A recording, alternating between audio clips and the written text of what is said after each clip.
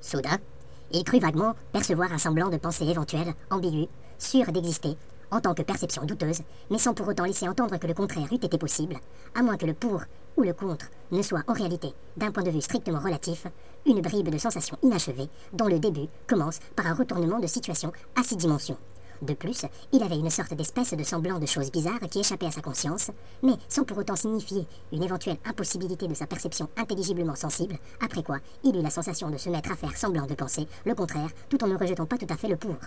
Des bribes de choses insuffisamment insaisissables, pour ne pas avoir de preuves ostensiblement évidentes, semblent, par la suite, à chaque fois, tendre vers une seule et même direction, qui se révèle être, non pas la preuve du fait, mais du fait justement qu'elle n'en est pas la preuve, révèle le reflet miroité à l'envers. Depuis quelque temps, il avait commencé à sentir comme une palpabilité déjà plus réelle, car il imaginait devoir initier à soupçonner un début partiel d'un semblant de pseudo-événement possible, qui n'avait pas eu vraiment lieu, comme peut généralement avoir lieu un événement, mais au contraire en ayant lieu sans avoir en apparence lieu. Oui, à la veille du lendemain, si possible, tu passeras déjà avant, quand tu ne pourras plus ce qui pouvait dans un futur passer, ok? Je sais, ça dépend. Comment ça, ça dépend? Ça dépend de quoi?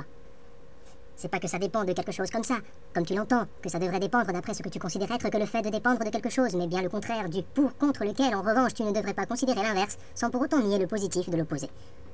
D'accord, je vois ce que tu veux dire. Mais alors, pourquoi si ça dépend de ce quoi en réalité ça ne dépend pas? Si l'on prend le contraire du point de vue opposé, la réalité inverse signifierait sans signifier que ce qui est n'est pas tout en étant ce que ce n'est pas.